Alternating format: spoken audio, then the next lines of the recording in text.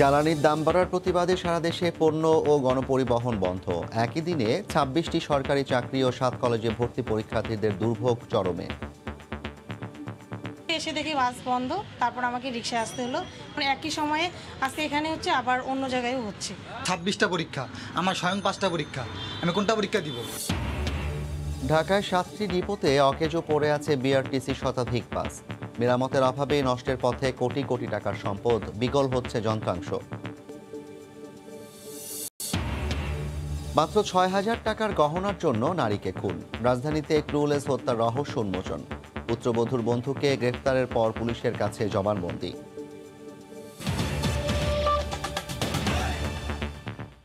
সময় সংবাদের সঙ্গে আছি আমি জাফর সাদিক। ডিজেল ও কেরোসিনের দাম বৃদ্ধির প্রতিবাদে সারা দেশে বন্ধ পণ্য ও গণপরিবহন, এতে ভোগান্তিতে পড়েছেন সাধারণ যাত্রীরা। এই মুহূর্তে রাজধানীর মিরপুর এলাকায় আছেন সহকর্মী তোহা খান তামিম, চট্টগ্রাম টাইগার পাস এলাকায় আছেন সহকর্মী ফেরদৌস লিপি এবং ময়মনসিংহের মাসাকান্দা বাস টার্মিনালে আছেন সহকর্মী সাদিকুর রহমান। সরাসরি প্রথমেই যাচ্ছি তামিমের কাছে। তামিম, কি অবস্থা রয়েছে? জাফর, মিরপুরের যে এলাকাটিতে আমি দাঁড়িয়ে রয়েছি, এটি মিরপুর ১-এর যে ৩ রাস্তার মোড়ের যে গোলচত্বর, সেখানে প্রতিদিন অফিসের এই সময়টাতে এখানে কিন্তু বাসের যে দৌরাত্ম্য আমরা দেখে থাকি, বাসে কিন্তু ঠাসা থাকে এলাকাটি। কিন্তু যদিও আজকে শুক্রবার, তারপরেও আমরা এখানে কোনো ধরনের কোনো গণপরিবহন সেটির উপস্থিতি লক্ষ্য করছি না। তারপরেও এখানে সেই গণপরিবহনের অনুপস্থিতির সুযোগে এখানে রিকশার যে দৌরাত্ম্য বেড়েছে। এছাড়া আমরা দেখতে পাচ্ছি যে চুক্তিভিত্তিক যে মোটরসাইকেল, বিশেষ করে অনলাইনে যেই পাঠাও কিংবা উবার অন্যান্য যে সেবাদানকারী প্রতিষ্ঠানগুলো রয়েছে, সেইগুলো ছাড়াও যে চুক্তিভিত্তিক যে গাড়িগুলো রয়েছে মোটরসাইকেলে, সেই মোটরসাইকেলের দৌরাত্ম্য আমরা দেখতে পাচ্ছি। বরাবরের মতোই আমরা শুনেছি যে মানুষের যে ভোগান্তি, যদিও আজকে শুক্রবার, তারপরেও সরকারি প্রায় ২৬টি দপ্তরের যে পরীক্ষা রয়েছে, সেই পরীক্ষা কেন্দ্রিক একটা ব্যস্ততা রয়েছে। পাশাপাশি সরকারি যে ঢাকা বিশ্ববিদ্যালয়ের অধিভুক্ত ৭ কলেজের যেই শিক্ষার্থীরা রয়েছেন, তাদের একটি সকাল থেকে আমরা ব্যস্ততা লক্ষ্য করেছি, যদিও এখন পরীক্ষা শুরু হয়ে গিয়েছে। এছাড়া আমরা লেগুনা দেখতে পাচ্ছি যে লেগুনাতে করে কিন্তু আশেপাশের যে সমস্ত এলাকা রয়েছে, এখান থেকে টেকনিক্যাল মোড় কিংবা ফার্ম গেট সহ অন্যান্য যে এলাকাগুলোতে, সেখানে কিন্তু তারা নিয়ে যাচ্ছেন। এক্ষেত্রে বিপত্তিটা হয়েছে সবচেয়ে বেশি ভাড়া হাঁকা হচ্ছে। যেখানে ১০ থেকে ১৫ টাকায় দূরত্বে যাওয়া যেত, সেখানে ৫০ থেকে ১০০ টাকা, কোনো ক্ষেত্রে ২০০ টাকা ভাড়া হাঁকা হচ্ছে। এভাবে কিন্তু যারা বাইরে বের হয়েছেন বিভিন্ন কাজে, এবং আজও শুক্রবার হলেও যারা বিভিন্ন রকম অফিস আদালত কিংবা অন্যান্য যে সমস্ত প্রতিষ্ঠানে যারা জব করেন, বিভিন্ন কাজে যারা বের হয়েছেন, তারা কিন্তু বেশ ভোগান্তিতে পড়েছেন। সকাল থেকে আমরা এখানে লক্ষ্য করছি শত শত মানুষ দাঁড়িয়ে রয়েছেন, শত শত মানুষ এখানে অপেক্ষা করছেন গাড়ির জন্য। কেউ আধা ঘন্টা, ১ ঘন্টা, কোনো ক্ষেত্রে আমরা দেখেছি যে 2 ঘন্টা দাঁড়িয়ে থেকেছে, কিন্তু কোনো গাড়ির আসলে দেখা পাওয়া যাচ্ছে না। এই যে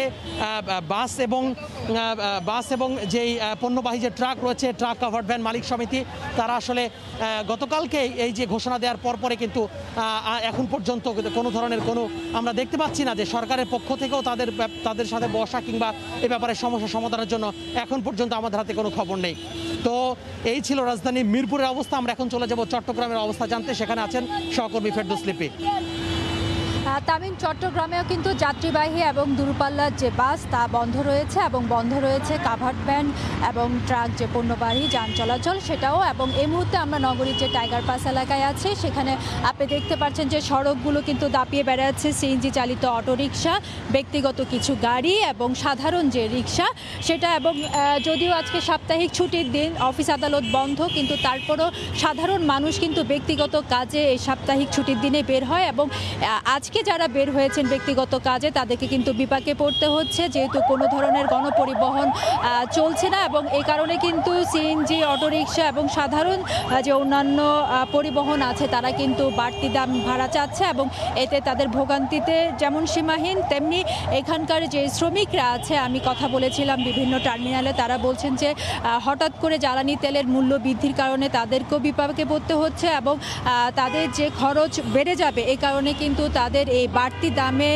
গাড়ি চালানো সম্ভব না। এতে শ্রমিকদের যেমন সমস্যার সম্মুখীন হতে হবে, তেমনি মালিকরাও কিন্তু তারা কিন্তু চালাতে পারছে না এবং তারা বলছেন যে অতি শর্ত যদি সরকার এই সিদ্ধান্ত থেকে সরে না আসে তাহলে কিন্তু তারা অনির্দিষ্টকালের জন্য ধর্মঘট ডেকে যাবেন। তো এই ছিল চট্টগ্রাম থেকে এখনো পর্যন্ত আমার কাছে সর্বশেষ। আমরা ময়মনসিংহে ধর্মঘটের খবর জানতে চলে যাব রিপোর্টার সাদিকুর রহমানের কাছে।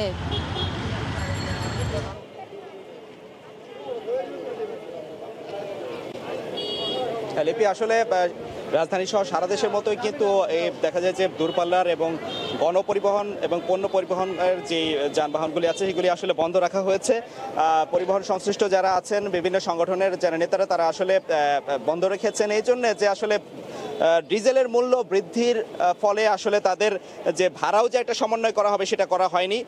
যতদিন পর্যন্ত বা ভাড়ার সমন্বয় না করা হলে আজকে যেমন সকাল থেকে যেই বন্ধ রাখা হয়েছে গণপরিবহন বন্ধই থাকবে এবং এই জন্যে কিন্তু দেখা যায় যে খুবই আসলে দুর্ভোগে আছেন যাত্রীরা। কারণ আমি দেখেছি যে এই ময়মনসিংহ, আমি এখন যেই বাস টার্মিনালে আছি, আন্তঃজেলা বাস টার্মিনাল, সেখানে আসলে এখান থেকে ঢাকায় এবং বিভিন্ন জায়গায় কিন্তু আসলে যে বাসগুলি ছেড়ে যায় এগুলো বন্ধ থাকার ফলে দেখা যায় অন্য যেই পরিবহনগুলি আছে ব্যক্তিগত পরিবহনের পাশাপাশি অনেকে হায়াস ভাড়া করে ব্যক্তিগত পরিবহনের যে গাড়িগুলি এগুলি ভাড়া করে কিন্তু অনেক টাকা বেশি দিয়ে তারা যাচ্ছেন এবং এর ফলে দেখা যায় যে মানুষের আসলে অনেক দুর্ভোগে পড়তে হচ্ছে। তো একটা বিষয় জানিয়ে রাখি যে আমি ময়মনসিংহে এইখান থেকে কিন্তু আসলে 3টি টার্মিনালে দেশের বিভিন্ন গন্তব্যে কিন্তু বাস ছেড়ে যায় এবং এখানে আমরা যেটা দেখতে পাচ্ছি যে আসলে যাত্রীরা অপেক্ষা করছেন যে আসলে তাদের যে এই দুর্ভোগ এটা যেন আসলে লাঘব হয়, তারা যেন পরিবহন সংশ্লিষ্ট যারা আছেন তারা যেন এই যাত্রীদের কথা বিবেচনা করে খুব দ্রুতই যেন তাদের পরিবহন চালু করে সেটার বিষয়ে এখানে যারা যাত্রী আছেন তারা অনুরোধ করছেন এবং পরিবহন সংশ্লিষ্ট এখানে নেতা কাউকে আমি দেখতে পাইনি, যদিও তাদের সাথে কথা হচ্ছে আগে যে তারা আজকে বাস বন্ধ রাখবে এবং এছাড়াও কিন্তু বাসের পাশাপাশি ট্রাকও কিন্তু বন্ধ আছে। এই জন্য ময়মনসিংহ থেকে যে দূরপাল্লার যে ট্রাকগুলি বিভিন্ন গন্তব্যে সবজি নিয়ে যায় সেগুলি কিন্তু আসলে যেতে পারছে না। অনেক সমস্যা আছেন কৃষকরাও এবং এর ফলে কিন্তু স্থানীয় যে বাজারে কিন্তু মূল্য বৃদ্ধি পাচ্ছে বিভিন্ন সবজি সহ অন্যান্য নিত্য প্রয়োজনীয় যেসব মালামাল আছে সেগুলির উপর। আসলে এই ছিল এখান থেকে সর্বশেষ তথ্য। জ্বালানি তেলের মূল্য বৃদ্ধির প্রতিবাদে রাজধানী সহ সারা দেশ জুড়ে চলছে মূলত ট্রাক এবং কাভার্ড ভ্যান ধর্মঘট এবং পাশাপাশি অঘোষিতভাবে বাস চলাচল বন্ধ রয়েছে। সেসব বিষয় জানাতে আমাদের সঙ্গে ময়মনসিংহ থেকে যুক্ত হয়েছিলেন সহকর্মী সাদিকুর রহমান। এর আগে আমাদের সঙ্গে চট্টগ্রাম টাইগার পাস থেকে যুক্ত হয়েছিলেন ফেরদৌস লিবি এবং শুরুতেই আমাদের সঙ্গে রাজধানী মিরপুর থেকে যুক্ত হয়েছিলেন রিপোর্টার তোহাকান তামিম। এদিকে একই দিনে সরকারি চাকরির 26 পরীক্ষা এবং 7 কলেজে ভর্তি পরীক্ষা হচ্ছে আজ। গণপরিবহন বন্ধ থাকায় বিপাকে পড়েছেন লাখ লাখ পরীক্ষার্থী। এ নিয়ে বিস্তারিত জানাতে রাজধানী রিডের মহিলা কলেজে আছেন সহকর্মী শাকির আহমেদ এবং ঢাকা কলেজে আছেন সহকর্মী হাসিবুল হাসান। সরাসরি প্রথমেই যাচ্ছি শাকিবের কাছে। শাকির, জাফর, আপনি জানেন একই দিনে সরকারি চাকরির 26টি পরীক্ষা অনুষ্ঠিত হচ্ছে রাজধানী সহ সারা দেশের বিভিন্ন কেন্দ্রে। এতে করেও কিন্তু ভোগান্তিতে পড়েছেন চাকরি প্রত্যাশীরা। চাকরি প্রত্যাশী যারা রয়েছেন তারা বলছেন যে সমন্বয় করে তাদের এই পরীক্ষাগুলো যদি গ্রহণ করা হতো সেক্ষেত্রে তারা একই দিনে হলেও ভিন্ন ভিন্ন সময় হলে তারা ভিন্ন ভিন্ন পরীক্ষায় অংশগ্রহণ করতে পারতেন। কিন্তু একই দিনে একই সময়ে তাদের একাধিক চাকরির পরীক্ষা থাকার কারণে তারা কিন্তু আবেদন ফি দিয়ে আবেদন করার পরেও সেই পরীক্ষাগুলোতে অংশগ্রহণ করতে পারছেন না। পাশাপাশি যারা শিক্ষাবিদ রয়েছেন এবং কি পিএসসির পক্ষ থেকেও বলা হয়েছে জনপ্রশাসন মন্ত্রণালয় যেন চাকরি প্রত্যাশীদের এই পরীক্ষাগুলো গ্রহণের পূর্বে একটি সমন্বিত পরীক্ষার মাধ্যমে পরীক্ষা গ্রহণ করেন। সেই ক্ষেত্রে শিক্ষার্থীদের ভোগান্তি লাঘব হবে, পাশাপাশি তারা একটি পরীক্ষার মাধ্যমে আসলে একাধিক প্রতিষ্ঠানের জন্য নির্বাচিত হতে পারবেন। কিন্তু আসলে জনপ্রশাসন মন্ত্রণালয়ের পক্ষ থেকে এখনো পর্যন্ত এই বিষয়ে সুস্পষ্ট কিছু বলা হয়নি। আপনি জানেন শুধু আজকে নয়, আজকে 26টি পরীক্ষা অনুষ্ঠিত হচ্ছে। এছাড়াও প্রতি শুক্রবারই অর্থাৎ বন্ধের যে দিনগুলো রয়েছে প্রতিটি দিনে কিন্তু ডজনেরও বেশি পরীক্ষা অনুষ্ঠিত হয়। কিন্তু শিক্ষার্থীরা কিন্তু এইবারও কিন্তু আরেকটি নতুন বিড়ম্বনা শিক্ষার্থীদের সঙ্গে যোগ হয়েছে। সেটি হচ্ছে গণপরিবহন বন্ধ ছিল আজ।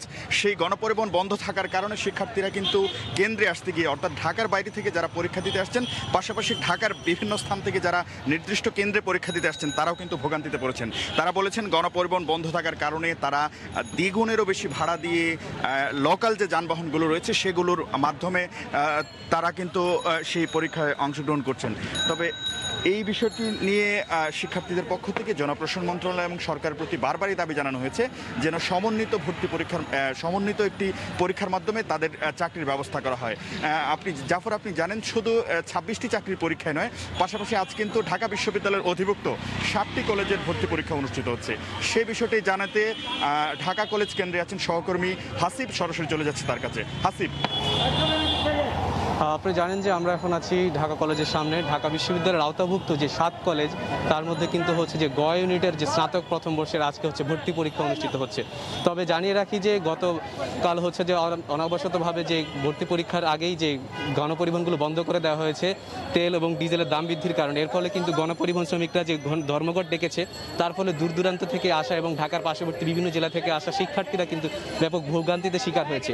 তবে ঢাকার আওতাভুক্ত যে ঢাকার মধ্যে যে সকল ছাত্রছাত্রীরা রয়েছেন তারা কিন্তু তেমন ভোগান্তিতে পোহাতে হয়নি, তারা যেমনটা আমাদেরকে বলছেন। তবে দূরপাল্লার বাস বন্ধ থাকা পাশাপাশি দেশে ঢাকা সিটির মধ্যে যে সকল গণপরিবহন থাকে সেগুলো বন্ধ হয়ে যাওয়ায় শিক্ষার্থীরা এবং শিক্ষার্থীদের অভিভাবকরা বিভাগে পড়েছেন।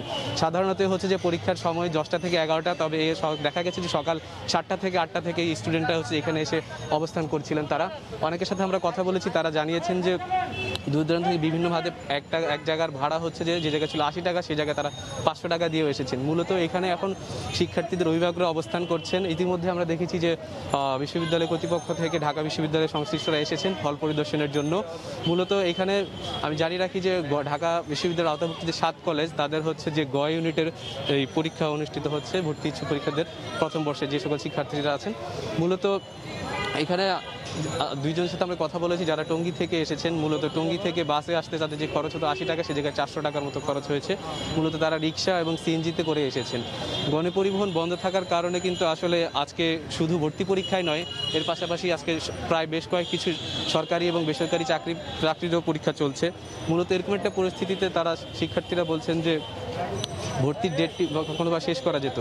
তো আমরা হচ্ছে যে এখানে যে বিষয়গুলো দেখলাম, মূলত ভর্তি পরীক্ষার আগে এই 7 কলেজের যে গণপরিবহন কোনো রকম নির্দেশনা হঠাৎ করে বন্ধ করে দেওয়া হয়েছে, এর ফলে কিন্তু তারা ভোগান্তিতে পড়েছেন, তারা আমাদেরকে জানিয়েছেন। তো এই ছিল আমার কাছে ঢাকা কলেজের সামনে থেকে। আজকে একদিকে চলছে সরকারি চাকরির 26টি পরীক্ষা এবং অন্যদিকে 7 কলেজের ভর্তি পরীক্ষা, আবার একই সাথে গণপরিবহনও বন্ধ। তো মানুষ ভোগান্তির মধ্যে পড়েছেন, সেসব খবর জানাতে আমাদের সঙ্গে ইডেন মহিলা কলেজ থেকে যুক্ত হয়েছিলেন সহকর্মী শাকির আহমেদ, এবং এইমাত্র ঢাকা কলেজ থেকে 7 কলেজের ভর্তি পরীক্ষার খবর জানাতে যুক্ত হয়েছিলেন সহকর্মী হাসিব। মুক্তিযুদ্ধের ইতিহাস থেকে জাতির পিতার নাম আর মুছে ফেলা সম্ভব হবে না জানিয়ে প্রধানমন্ত্রী শেখ হাসিনা বলেছেন, ইতিহাস বিকৃতির কোনো সুযোগ নেই। বৃহস্পতিবার রাতে লন্ডনে জাতির পিতার গোপন দলিলের ওপর সংকলিত বইয়ের ইংরেজি ভাষায় অনুদিত প্রকাশনার মোড়ক উন্মোচন অনুষ্ঠানে এই কথা বলেন তিনি। শেখ হাসিনা বলেন, কোনো মেজরের বাঁশির ফুঁতে স্বাধীন হয়নি বাংলাদেশ।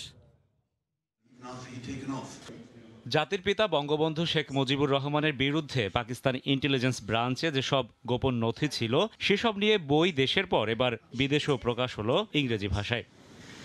লন্ডন সফরের দ্বিতীয় দিন বৃহস্পতিবার স্থানীয় সময় রাতে সিক্রেট ডকুমেন্টস শীর্ষক এই প্রকাশনা ইংরেজি ভাষায় ছেপেছে ব্রিটিশ প্রকাশনা সংস্থা টেইলর অ্যান্ড ফ্রান্সিস, যার 7 খণ্ডের মোড়ক উন্মোচন করেন বঙ্গবন্ধু কন্যা শেখ হাসিনা। সঙ্গে ছিলেন জাতির পিতার ছোট মেয়ে শেখ রেহানা ও নাতনি সাইমা ওয়াজেদ পুতুল।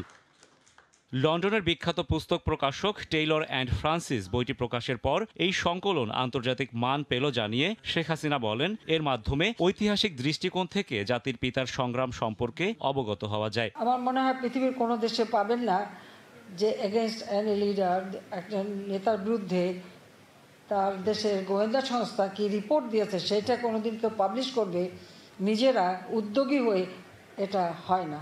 আমি রেহানা বেবি মওদুদ আমরা বসে আলোচনা করে আমরা ঠিক করলাম, এবং আমি আলোচনা করলাম আমাদের ডক্টর ইনায়েতুর রহিম সাহেব, তিনি আপনার ডায়েরি নিয়ে কাজ করতেন এবং ঢাকা ইউনিভার্সিটিতে বঙ্গবন্ধু চেয়ার আমরা করেছিলাম, উনি রিসার্চ শুরু করেছিলেন। অবশ্য খালেদা যে ক্ষমতা এসে ওনা ওখান থেকে বের করে দেয়, উনি আমেরিকায় চলে যান। আমি মাঝে মাঝে আমেরিকায় চলে যেতাম এবং ওনার সঙ্গে বসে কাজ করতাম। এই ডকুমেন্টগুলি কপি করে একটা সেট আমি আমেরিকা ওনার কাছে দিয়ে আসি, এবং ডক্টর গওহর রিজভির সাথেও আমি আলাপ করি যে আমি এরকম একটা বিরাট খনি পেয়ে গেছি আসলে যে ইনফরমেশন, আমি এটাকে পাবলিশ করতে চাই। গুরুত্বপূর্ণ তথ্য সম্বলিত এই সংকলনের মাধ্যমে নতুন প্রজন্ম ত্যাগের ইতিহাসের পাঠ নিতে পারবেন বলেও মনে করেন বঙ্গবন্ধু কন্যা। একজন মেজর কোন ড্রামের উপরে দাঁড়িয়ে একটা বাঁশি বাজালো আর দেশ স্বাধীন হয়ে গেল, এই ছিল ইতিহাস। 7ই মার্চের ভাষণ ব্যান্ড, তার ফটো ব্যান্ড, ওনার বক্তৃতা ব্যান্ড, এমনকি যে স্লোগান দিয়ে আমাদের স্বাধীনতা সেটাও ব্যান্ড বাংলাদেশে। After 75 that was the scenario, যে দে ব্যান্ড এভরিথিং। সো যখন এই বইটা বের হলো, এরপর থেকে কিন্তু লোকে অনেক কিছু জানতে পারলো। পরে অনুষ্ঠান স্থলে জাতির পিতার বিভিন্ন চিত্রকর্ম নিয়ে এক প্রদর্শনীরও উদ্বোধন করেন সরকার প্রধান। ছোট বোন ও মেয়েকে নিয়ে তিনি ঘুরে দেখেন পুরো প্রদর্শনী। রাশেদ বাপ্পি, সময় সংবাদ, ঢাকা। ব্যর্থ বিশ্বকাপ মিশন, তারপর শেষ করে 2 ধাপে আজ দেশে ফিরছে বাংলাদেশ। তবে দলের সঙ্গে ফিরছেন না রিয়াদ লিটন সহ 4 ক্রিকেটার। বিশ্বকাপে প্রত্যাশার সঙ্গে মেলবন্ধন ঘটেনি প্রাপ্তির, বরং হয়েছে ভরাডুবি। সমালোচনা হচ্ছে মাঠে শরীরী ভাষা আর মাঠের বাইরের নানা ঘটনার জন্য। মিশন শেষের পরের দিনই দেশে ফিরছেন ক্রিকেটার ও সাপোর্টিং স্টাফ সহ 12 জন। প্রথম ভাগে বিকেল 5টায় আর পরবর্তী দল ঢাকায় পৌঁছাবে রাত 11টায়। তবে দলের সঙ্গে আসবেন না হেড কোচ রাসেল ডমিঙ্গো সহ বিদেশি কোচিং স্টাফরা। পাকিস্তান সিরিজের আগে সবাই যাচ্ছেন ছুটিতে। তাদের বাংলাদেশে ফেরার কথা 11ই নভেম্বর। দলের সঙ্গে ফিরছেন না অধিনায়ক মাহমুদুল্লাহ, মুশফিক, লিটন হাসান, লিটন দাস আর তাসকিনও। পরিবার নিয়ে তারা ছুটি কাটাবেন দুবাইয়ে। চোটের কারণে আগে স্কোয়াড থেকে বিদায় নিয়েছিলেন সাইফুদ্দিন আর সাকিব। সাইফুদ্দিন দেশে ফিরে এলো, সাকিব আছেন যুক্তরাষ্ট্রে। ঢাকার 7টি ডিপোতে বিকল হয়ে পড়ে আছে সম্প্রতি কেনা বিআরটিসির শতাধিক যাত্রীবাহী বাস। মেয়াদ থাকা সত্ত্বেও শুধু মেরামতের অভাবে কোটি কোটি টাকার রাষ্ট্রীয় সম্পদ স্থায়ীভাবে অকেজো হয়ে পড়ছে বলে মত ডিপো কর্মচারীদের। বাসগুলো মেরামতের উদ্যোগ নেওয়া হয়েছে জানিয়েছেন বিআরটিসির চেয়ারম্যান নাজমুস সালেহীর রিপোর্ট। রাজধানীর জোয়ার সাহারা বিআরটিসির বাস ডিপো। দাঁড়িয়ে থাকা বাসগুলোকে সচল মনে হলেও এগুলো পড়ে আছে বিকল হয়ে। তবে বাইরের ফিটনেস দেখে সহজেই বোঝা যায় বাসগুলো খুব বেশি দিন আগের কেনা নয়। শুধুমাত্র মেরামতের অভাবে দিন দিন স্থায়ীভাবে অকেজো হওয়ার পথে কোটি কোটি টাকার রাষ্ট্রীয় সম্পদ। শুধু এই ডিপোতেই নয়, রাজধানীতে বিআরটিসির 7টি ডিপোতে এভাবে নষ্ট হচ্ছে শতাধিক যাত্রীবাহী বাস। রক্ষণাবেক্ষণের অভাবে বেশ কিছু বাসের অবস্থা একেবারেই নাজুক। ভেঙে পড়তে শুরু করেছে মূল অবকাঠামো। নষ্ট হওয়ার পথে মূল্যবান সব যন্ত্রাংশ।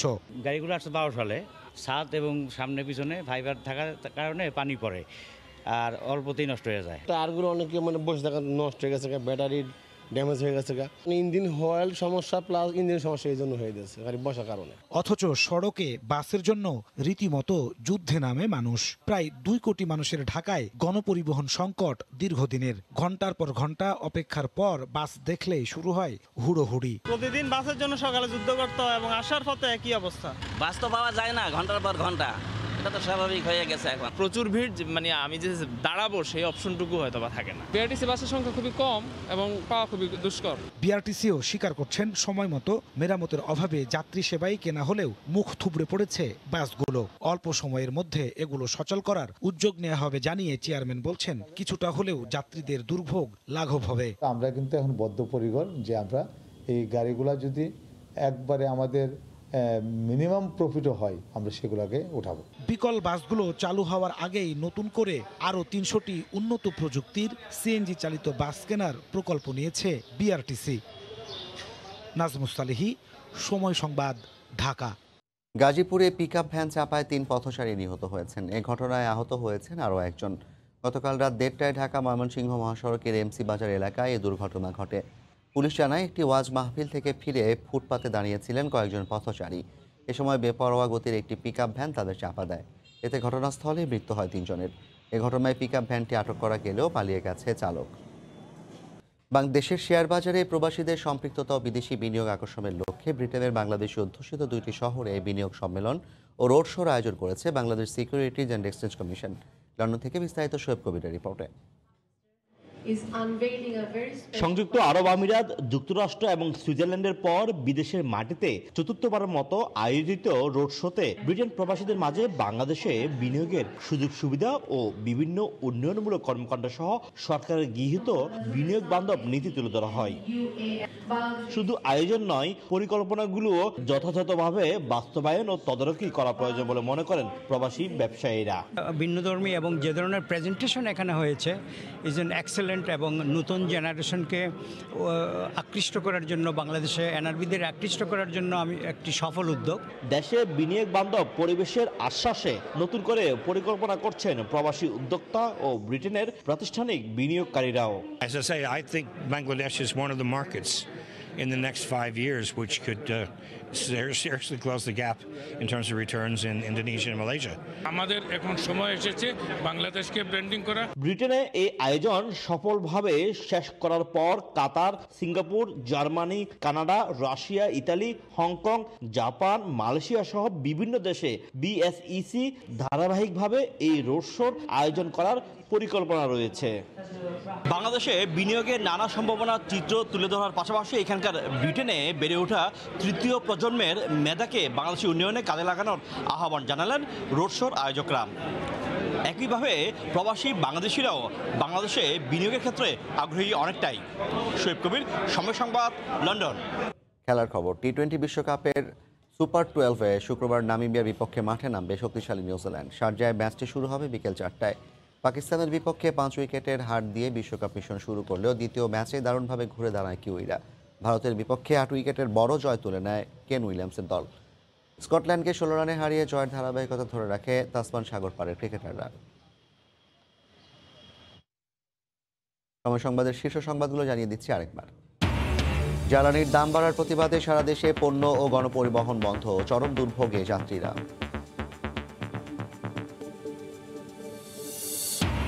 একই দিনে 7 কলেজে ভর্তি পরীক্ষা এবং সরকারি চাকরির 26টি পরীক্ষা। সমন্বয়হীনতাকে দুষছেন পরীক্ষার্থীরা। সব পরীক্ষায় অংশ নিতে না পারায় চাকরি প্রত্যাশীদের ক্ষোভ।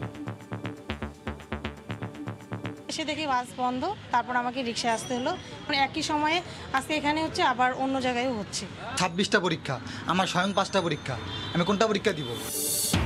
এবং ইতিহাস থেকে জাতির পিতার নাম আর মুছে ফেলা সম্ভব হবে না। বঙ্গবন্ধুর গোপন দলিলের ওপর সংকলিত বই ইংরেজি ভাষায় প্রকাশনার মোড়ক উন্মোচন করে বললেন প্রধানমন্ত্রী। এই ছিল সময় সংবাদে, সঙ্গে থাকুন সময়ের।